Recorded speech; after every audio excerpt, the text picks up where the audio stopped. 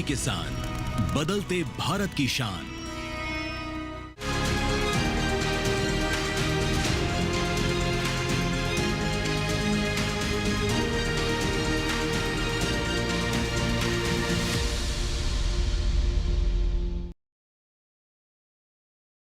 नमस्कार, आप देख रहे हैं दूरदर्शन किसान चैनल। हमारे खास कार्यक्रम कृषि दर्शन में मैं अदिति शर्मा आप सभी का स्वागत करती हूं। हमारे इस कार्यक्रम में कृषि के क्षेत्र में जो भी कुछ नया होता है, जो भी कुछ हलचलें होती हैं, जो कुछ बदलाव होता है, उसकी जानकारी हम आप तक पहुंचाने का प्रयास करते हैं। माध्यम रहते हैं हमारे तीनों सेगमेंट्स, विज्ञान और किसान, कृषि स्टार्टअप और फार्मिंग इंडिया। तो आज के हमारे इस एपिसोड में क्या कुछ खास हम आपके लिए लेकर आए हैं, जानने के लिए आइए शुरुआत करते हैं आज के एपिसोड की। अब कार्यक्रम में वक्त हो चला है नजर डालने का सम्मेलन से प्रगति की ओर पर। भारतीय कृषि अनुसंधान संस्थान यानी कि IRI के 120वें स्थापना दिवस के उपलक्ष्य पर पूसा नई दिल्ली में एक खास कार्यक्रम का आयोजन किया गया। बता दें कि इस संस्थान की स्थापना 1905 में की गई थी। क्या कुछ खास रहा इस दौरान, आइए दिखाते हैं आपको। पूसा दिल्ली में IRI का 120वां स्थापना दिवस समारोह मनाया गया। भारतीय कृषि अनुसंधान संस्थान IRI की स्थापना साल 1905 में बिहार के पूसा में हुई थी। वर्ष 1934 में इसे दिल्ली स्थानांतरित कर दिया गया। स्थापना दिवस के अवसर पर नीति आयोग के सदस्य प्रोफेसर रमेश चंद, भारतीय कृषि अनुसंधान संस्थान पूसा दिल्ली के निदेशक डॉक्टर CS श्रीनिवास राव, भारतीय कृषि अनुसंधान संस्थान पूसा के संयुक्त निदेशक डॉक्टर रविंद्रनाथ पडारिया एवं संस्थान के वरिष्ठ वैज्ञानिक उपस्थित थे। इस अवसर पर विभिन्न क्षेत्रों में किए हुए कार्यों के लिए पुरस्कार प्रदान किए गए। इस अवसर पर भारतीय कृषि अनुसंधान संस्थान के वरिष्ठ वैज्ञानिकों एवं वरिष्ठ पत्रकारों को पुरस्कार प्रदान किए गए। इस अवसर पर नीति आयोग के सदस्य प्रोफेसर रमेश चंद ने कहा, IRI का एग्रीकल्चर के किसी भी पहलू को ले लें, उसमें इनकी अग्रणी भूमिका रही है। इसीलिए IRI को ग्रीन रेवोल्यूशन की सीट कहा जाता है कि ये सीट ऑफ ग्रीन रेवोल्यूशन है। किसानों की आय कई तरीके से बढ़ती है। जो IRI का मेन रोल रहा है वो क्रॉप्स की यील्ड को बढ़ाकर, प्रोडक्टिविटी की ग्रोथ देकर, एरिया एक्सपेंशन देकर, एग्रीकल्चर से रिलेटेड जो प्रॉब्लम है उनको एड्रेस करके, कहीं कोई बीमारी लगती है उसके लिए जो इन्होंने अपने पैकेज डेवलप किए, जिससे खर्चे में भी किसान को बचत हो और आमदन में भी उसको बचत हो। और समय समय पे जो भी कृषि में चुनौतियां आई, जैसे 2 साल पहले 3 साल पहले आया था कि गेहूं को बहुत नुकसान हो गया, टर्मिनल हीट की वजह से गेहूं की प्रोडक्टिविटी कम हो गई, तो ये पहले से ही एक वैरायटी डेवलप कर रहे थे जो अब ज़्यादातर एरिया में वो ग्रो हो रही है। IRI है, ये हमारे देश की टॉप इंस्टीट्यूट रही है क्रॉप सेक्टर में, और इनका बहुत बड़ा योगदान है ग्रीन रेवोल्यूशन लाने में, एग्रीकल्चर की प्रॉब्लम एड्रेस करने में। टेक्नोलॉजी है क्लाइमेट रेजिलिएंट, जैसा मैंने गेहूं में आपको बताया कि ये पहले ही एक क्लाइमेट रेजिलिएंट वैरायटीज़ ला रहे हैं। तो थोड़ा बहुत जो टेम्परेचर में इंक्रीज़ हो रहा है उसे डील करने के लिए इनके पास टेक्नोलॉजी है। लेकिन एक और भी पहलू है कि एक टिपिंग पॉइंट होता है, उसके बियॉन्ड कोई कुछ नहीं कर सकता। तो हमें ये देखना चाहिए कि हम क्लाइमेट चेंज से रिलेटेड जो भी मेजर बताए जाते हैं वो हमें अडॉप्ट करने चाहिए ताकि हम टिपिंग पॉइंट की ओर ना जाएं। उससे पहले जो संभव है वो ये रिसर्च के थ्रू इंस्टीट्यूट लगातार कर रहा है, वैरायटी के थ्रू भी, पैकेज ऑफ प्रैक्टिस जो है उसके थ्रू भी, कंजर्वेशन एग्रीकल्चर है, वाटर मैनेजमेंट है, प्रिसीजन फार्मिंग है, वो सब के थ्रू ये सब चीज़ों को एड्रेस कर रहे हैं।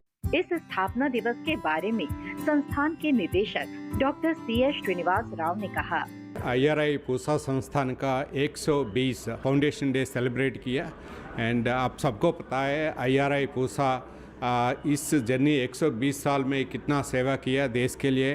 भारत का जो फूड सिक्योरिटी हो, न्यूट्रिशन हो, ये प्रोडक्शन बढ़ाने में इट्स ओनली फूड क्रॉप्स के अलावा वेजिटेबल, फ्रूट्स, हार्टिकल्चर के साथ साथ जो मिट्टी का, पानी का, जलवायु परिवर्तन का कैसा कैसा टेक्नोलॉजीज लेके आया।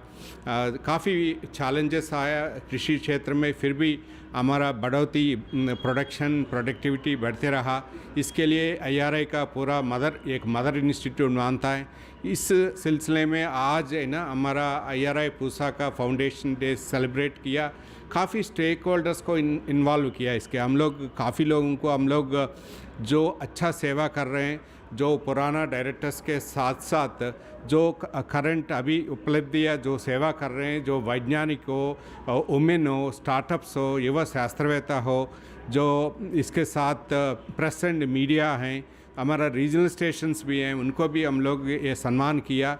उसके साथ साथ हम लोग आज ये एक प्रणाली बनाया जो फ्यूचर में अभी जैसा हम लोग ग्रीन रिवोल्यूशन, हरित विप्लव को सेलिब्रेट करते हैं, फ्यूचर में हरित विप्लव लगातार चलने दीजिए और हमारा एनवायरनमेंट जो जलवायु परिवर्तन का कम करके हम लोग फ्यूचर एग्रीकल्चर को हम सस्टेन करेंगे, फार्मर का आमदनी बढ़ेगा, उनका क्वालिटी ऑफ लाइफ बढ़ेगा।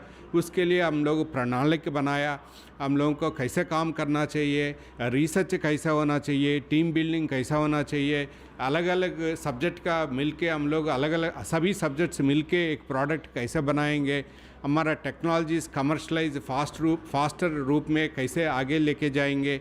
इसके साथ साथ हम लोग रेवेन्यू जनरेशन कैसे करेंगे, पैसा ज़्यादा है तो अनुसंधान अच्छा होगा, स्टूडेंट्स को बेस्ट स्टूडेंट्स को कैसे कृषि में लेके आएंगे, किसान के साथ साथ मिलके हम लोग प्रोजेक्ट अनुसंधान करेंगे।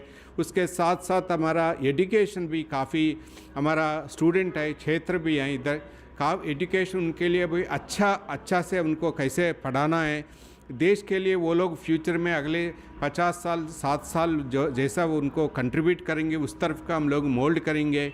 जो ट्रांसफ़र ऑफ टेक्नोलॉजी हम लोग अक्सर करते हैं, लेकिन हम लोग जल्दी से जल्दी ये ट्रांसफ़र ऑफ टेक्नोलॉजी जो फील्ड तक पहुँचे, उसके साथ हमारा सरकार अलग अलग मिनिस्ट्री के लिए हम लोग वेरियस पॉलिसीज़ हैं, पॉलिसी जो सरकारी गवर्नमेंट लेते हैं, काफ़ी प्रोग्राम्स हैं, वो प्रोग्राम्स के लिए हम लोग टेक्निकल सपोर्ट IRI कैसे करेंगे। उसके साथ साथ जो स्टार्टअप्स हैं, फार्मर प्रोड्यूसिंग ऑर्गेनाइजेशन से मिलकर हम लोग कैसे काम करेंगे, यही उद्देश्य से हम लोग है ना आज 120 का ये foundation day IRI Indian agriculture research institute Pusa संस्थान हम लोग ये फाउंडेशन डे सेलिब्रेट किया। इस अवसर पर भारतीय कृषि अनुसंधान संस्थान पूसा के संयुक्त निदेशक डॉक्टर रविंद्रनाथ कटारिया ने कहा, भारतीय कृषि अनुसंधान संस्थान नई दिल्ली का स्थापना दिवस समारोह आज मनाया गया और ये समारोह पिछले सप्ताह से मनाया जा रहा है।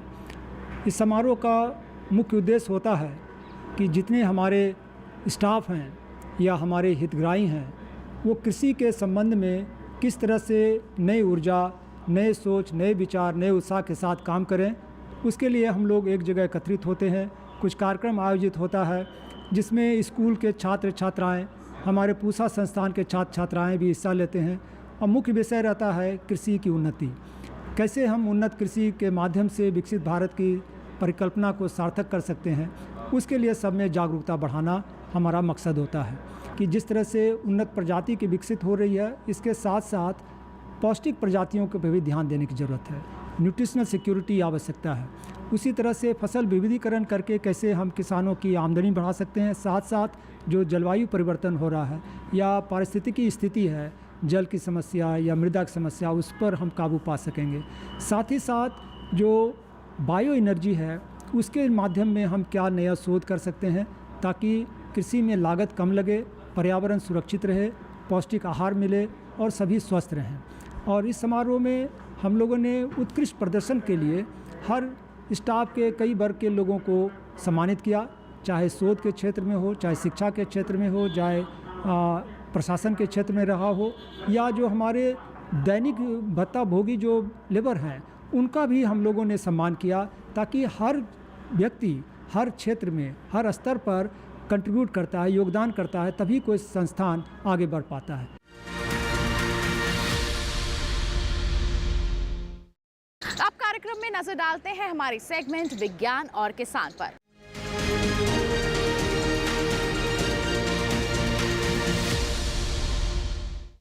आज हम बात करेंगे मेंथा के बारे में। जी हाँ, मेंथा लगाएं, मुनाफा कमाएं। ये कैसे संभव हो सकता है? कैसे हमारे किसानों की आय को बढ़ाने में मेंथा एक बहुत ही अहम भूमिका निभा सकता है? आइए जानते हैं विज्ञान और किसान सेगमेंट के माध्यम से।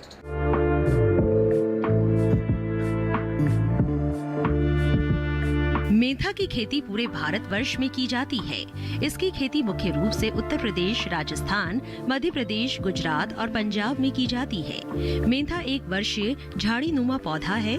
पूरी दुनिया में मेंथा से निकले मेंथोल तेल की खपत लगभग 9,500 मीट्रिक टन है। मेंथा तेल के उत्पादन में हमारा देश पूरी दुनिया में नंबर 1 है। केंद्रीय औषधीय सगंध पौधा संस्थान मेंथा की खेती पर लगातार शोध कर रहा है। मेंथा की अच्छी उपज के लिए बलुई दोमट मिट्टी उपयुक्त मानी जाती है। साथ ही जल निकासी की व्यवस्था अच्छी हो, भूमि का भुरभुरा होना भी जरूरी है, जिससे खेतों में वायु संचार बना रहे। मेंथा की वृद्धि के लिए वर्षा जरूरी है। मेंथा की रुपाई से पहले खेत की गहरी जुताई करना भी आवश्यक होता है। इसके लिए एक जुताई मिट्टी पलटने वाले हल से करने के बाद 2 से 3 जुताई कल्टीवेटर से करनी चाहिए। अंतिम जुताई के समय खेत में 250 से 300 क्विंटल गोबर की सड़ी खाद या कंपोस्ट डालने से उपज अच्छी मिलती है। मेंथा के तेल का उपयोग दवाइयां बनाने, सौंदर्य प्रसाधनों, पेय पदार्थों, सुगंध के लिए किया जाता है। 1 हेक्टेयर क्षेत्रफल की मेंथा फसल से 150 किलोग्राम तेल निकलता है। बेहतर फसल प्रबंधन यानी समय से रुपाई, सिंचाई और उर्वरकों के सही इस्तेमाल से मेंथा की खेती की जाए तो मात्रा 250 से 300 किलोग्राम तक हो जाती है। इसके लिए नई तकनीक से बना आसवान संयंत्र अधिक लाभप्रद है। अब किसान पूरी तकनीकों को छोड़ नई आसवान निधि को अपनाकर अधिक लाभ कमा रहे हैं।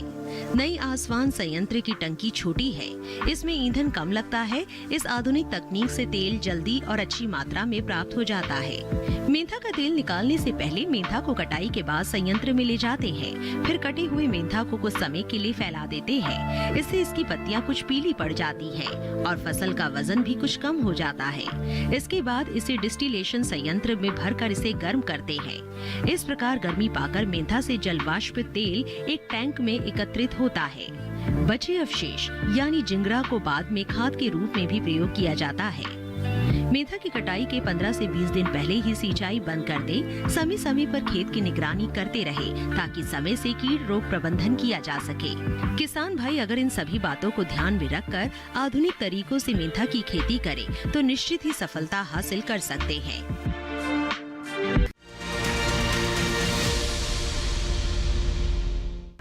तो ये था सेगमेंट विज्ञान और किसान। इसी के साथ कार्यक्रम में वक्त एक छोटी सी ब्रेक का। आप कहीं मत जाइए, हम जल्द ही हाजिर होंगे। बने रहिए दूरदर्शन किसान पर, देखते रहिए कार्यक्रम कृषि दर्शन।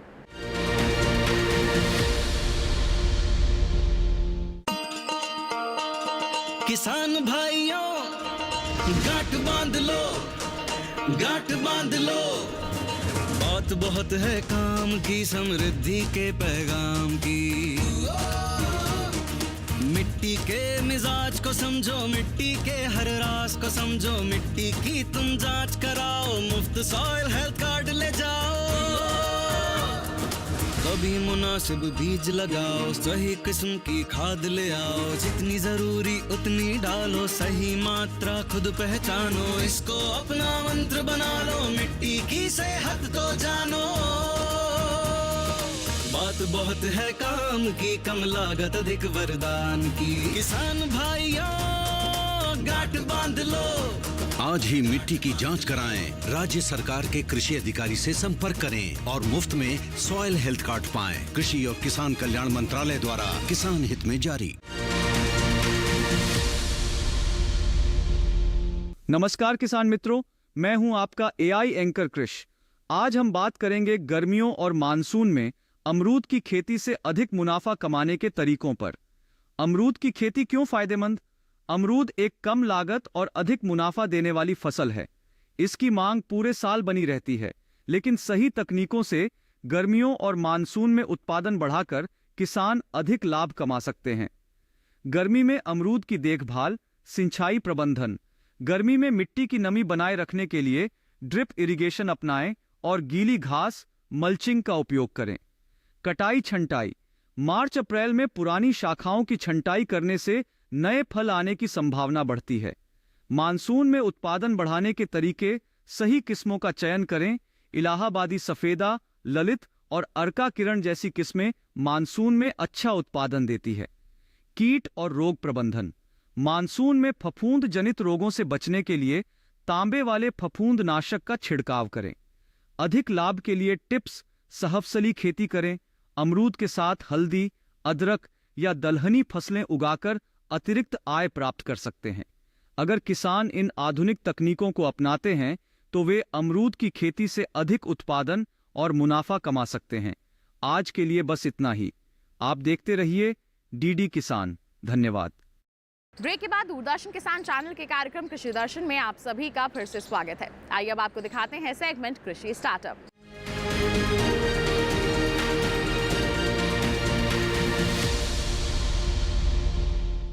हमारे सेगमेंट में ऐसे किसानों से हम आपको रूबरू करवाते हैं जो कृषि के क्षेत्र में कुछ अलग करने की ठाने हुए हैं और सफलता की ऊंचाइयों को छू रहे हैं। तो कौन है आज के हमारे सफल किसान, जानते हैं कृषि स्टार्टअप सेगमेंट के माध्यम से।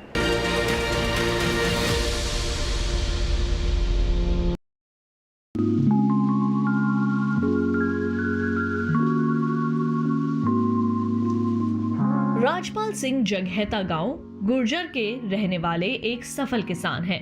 इनका जन्म बड़े ही साधारण से परिवार में हुआ था। बड़े होने के साथ साथ इन्होंने अपने परिवार से खेती बाड़ी करनी सीखी। शुरुआत में इनके खेत छोटे छोटे टुकड़ों में बिखरे हुए थे और ऊबड़ खाबड़ थे। ना तो खेत में सिंचाई की व्यवस्था थी और ना ही कोई अन्य सुविधाएं। ऐसे हालात में खेती कर उपज हासिल कर पाना बहुत ही मुश्किल था। बचपन में पढ़ाई के साथ साथ खेतों के कामों में परिवार का हाथ भी बटाते थे। पढ़ाई के साथ साथ पिता के गुजर जाने के बाद इन्होंने खेती के सारे काम को अपने जिम्मे ले लिया और खेती को ही अपनी आजीविका का साधन बनाया। शुरुआत में खेती करते हुए इन्हें कई दिक्कतों का सामना करना पड़ा, लेकिन इन्होंने हार न मानी। बाद में कृषि विज्ञान केंद्र सहारनपुर उत्तर प्रदेश से जुड़कर और यहाँ के वैज्ञानिकों के संपर्क में आकर राजपाल सिंह को खेती की नई दिशा मिली। इन्होंने अपने हाथ से एक छोटा कल्टीवेटर बनाया, जिसका उपयोग कर खेतों में वे अपना काम बड़े ही कम समय में करने लगे। इस सफलता से प्रेरित होकर राजपाल सिंह ने कल्टीवेटर के अलावे कई अन्य आविष्कार भी किए। ये ऐसे आविष्कार थे जिसके बदौलत राजपाल सिंह के साथ साथ अन्य किसानों की जिंदगी को बेहतर बनाना शुरू कर दिया। इन्होंने अपनी कामयाबी का श्रेय कृषि विज्ञान केंद्र, भारतीय कृषि अनुसंधान परिषद को दिया। इन संस्थानों से मिली तकनीकी जानकारियों के माध्यम से इन्होंने अपनी खेती को नई राह दी। यहाँ से मिली तकनीकी जानकारियों को वे अन्य किसानों को भी साझा करते हैं। राजपाल सिंह के भीतर कुछ नया करने की जिद थी। वे जानते थे कि परंपरागत ढंग से खेती करते हुए आगे नहीं बढ़ा जा सकता। यही कारण था कि उनके खोजी मन ने इसी का एक रास्ता निकाला और मधुमक्खी के छत्ते से शहद निकालने की एक मशीन तैयार कर डाली। ये मशीन बेहद कामयाब रही। इसके साथ साथ अधिक आय प्राप्त करने के उद्देश्य से इन्होंने आम और लीची के बगीचे भी लगाए। साथ ही सब्जियों की खेती भी करने लगे। परंपरागत खेती के मुकाबले इससे राजपाल सिंह को मुनाफा भी अधिक हुआ और लागत भी कम लगी। देखते ही देखते राजपाल सिंह अपने क्षेत्र के नायक बन गए। गांव के अन्य किसान खेती से जुड़ी अपनी सभी समस्याओं का समाधान निकालने राजपाल सिंह के पास ही आने लगे। राजपाल सिंह अपने गांव और आसपास के किसानों को नई तकनीकों के साथ खेती करने के लिए प्रेरित करते थे। साथ ही किसानों की उपज को बाजार में बेचकर लाभ अर्जित करने के लिए भी जागरूक करते थे।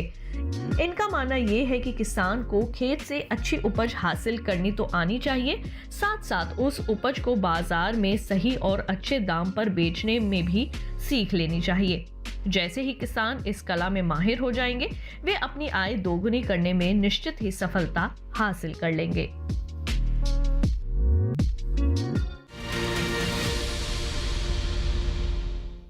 तो ये था कृषि स्टार्टअप सेगमेंट। इसी के साथ कार्यक्रम में वक्त एक और छोटे से ब्रेक का। आप कहीं मत जाइए, हम जल्द ही हाजिर होंगे। बने रहिए दूरदर्शन किसान पर, देखते रहिए कार्यक्रम कृषि दर्शन। नमस्कार किसान मित्रों, मैं हूं आपका एआई एंकर कृष। आज हम बात करेंगे आलू पाउडर बिजनेस की, जो किसानों के लिए एक नया आय का अवसर बन सकता है। क्या है आलू पाउडर बिजनेस? आलू पाउडर सूखे और पिसे हुए आलू से तैयार किया जाता है, जिसका उपयोग स्नैक्स, सूप, ग्रेवी, ब्रेड और अन्य खाद्य उत्पादों में किया जाता है। बाजार में इसकी मांग लगातार बढ़ रही है। किसानों के लिए क्यों फायदेमंद? अगर आपके पास अधिक मात्रा में आलू की पैदावार होती है तो इसे आलू पाउडर में बदलकर अधिक मुनाफा कमा सकते हैं। खराब होने वाले आलू को लंबे समय तक सुरक्षित रखने का यह बेहतरीन तरीका है। प्रोसेसिंग यूनिट लगाने के लिए सरकार की ओर से सब्सिडी और लोन भी उपलब्ध हैं। कैसे शुरू करें? 1. आलू की सही किस्म चुनें। सफेद और स्टार्च युक्त आलू पाउडर बनाने के लिए सबसे उपयुक्त होते हैं। 2. प्रोसेसिंग यूनिट स्थापित करें। छोटे स्तर पर इसे मशीनों की मदद से शुरू किया जा सकता है। 3. मार्केटिंग पर ध्यान दें।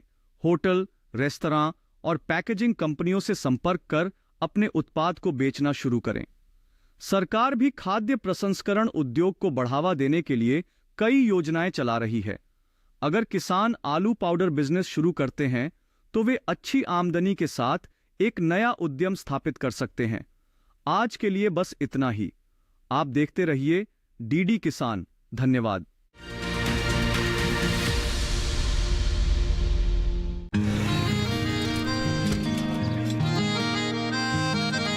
क्या बात है भाई, आजकल तो काफी खुश नजर आ रहे हो। क्यों ना हो, अब मैं ऑर्गेनिक खेती जो कर रहा हूँ ये पूरा प्राकृतिक है, ऑर्गेनिक है। इसमें हमारे खेत, हमारी फसल और हमारी जेब सब फायदे में होते हैं और इसमें लागत भी कम है। जी हाँ, आप भी ऑर्गेनिक खाद का प्रयोग करें, अपनी फसल और मिट्टी को तंदुरुस्त बनाएं और आपकी आमदनी में इजाफा करें। अधिक जानकारी के लिए किसान call centre toll free number 1800-180-1551 पर कॉल करें और लॉग ऑन करें kisan.gov.in और farmer.gov.in। कृषि और किसान कल्याण मंत्रालय द्वारा किसान हित में जारी।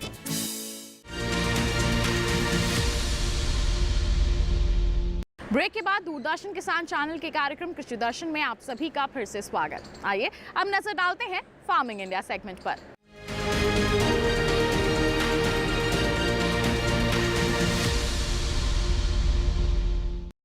अब बात होगी प्रधानमंत्री फसल बीमा योजना के बारे में। एक बहुत ही महत्वाकांक्षी योजना है जो हमारी फसलों को सुरक्षा कवच प्रदान करती है। इसके लिए हमारे किसानों को बस एक कदम उठाने की जरूरत होती है। तो किस तरह से आप फसलों का बीमा करवा सकते हैं, नुकसान से होने वाली भरपाई को हासिल कर सकते हैं, आइए जानते हैं फार्मिंग इंडिया सेगमेंट के माध्यम से।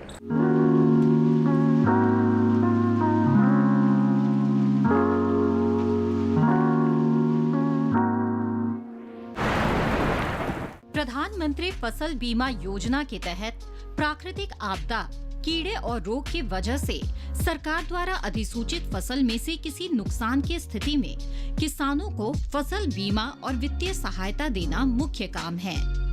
इसके अलावा किसानों की खेती में रुचि बनाए रखने के प्रयास एवं उन्हें स्थायी आमदनी उपलब्ध कराना भी इस योजना का उद्देश्य है। कृषि के क्षेत्र में दिनों दिन हो रहे बदलाव और नई आधुनिक पद्धतियों को अपनाने के लिए प्रोत्साहित करना भी इस योजना का एक उद्देश्य है। इस योजना के अंतर्गत प्राकृतिक आपदाओं के कारण खराब हुई फसल के मामले में बीमा प्रीमियम बहुत कम रखा गया है। किसानों को खरीफ की फसल के लिए 2% प्रीमियम और रबी की फसल के लिए 1.5% प्रीमियम का भुगतान करना पड़ता है। इस योजना का लाभ उठाने के लिए कुछ किसान कुछ विशेष बातों का ख्याल रखें।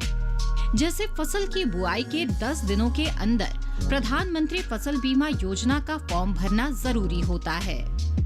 फसल काटने से 14 दिनों के बीच अगर आपकी फसल को प्राकृतिक आपदा के कारण नुकसान होता है तब भी आप बीमा योजना का लाभ उठा सकते हैं। बीमा की रकम का लाभ तभी मिलेगा जब आपकी फसल किसी प्राकृतिक आपदा की वजह से ही खराब हुई हो। किसान प्रधानमंत्री फसल बीमा योजना के लिए ऑफलाइन और ऑनलाइन दोनों तरीके से फॉर्म भर सकते हैं। अधिक जानकारी के लिए किसान नजदीकी बैंक की शाखा में जाकर फसल बीमा योजना का फॉर्म भर सकते हैं और इस योजना का लाभ उठा सकते हैं।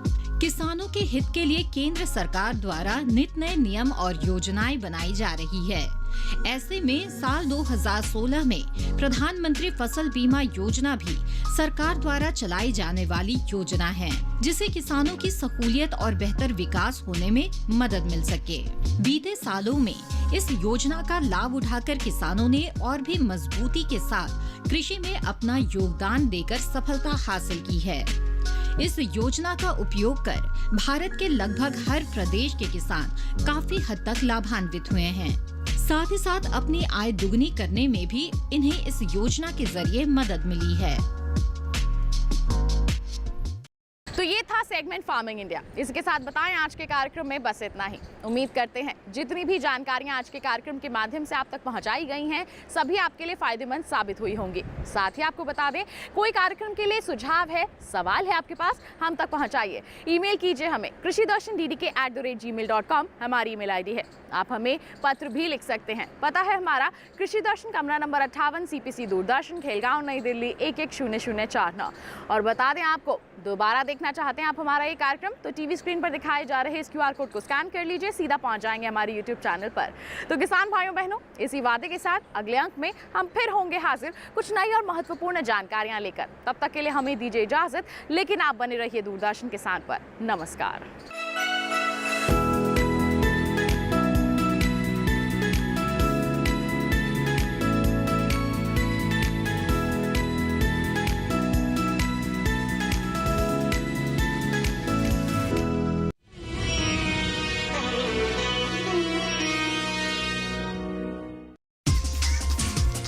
इस हफ्ते हम जो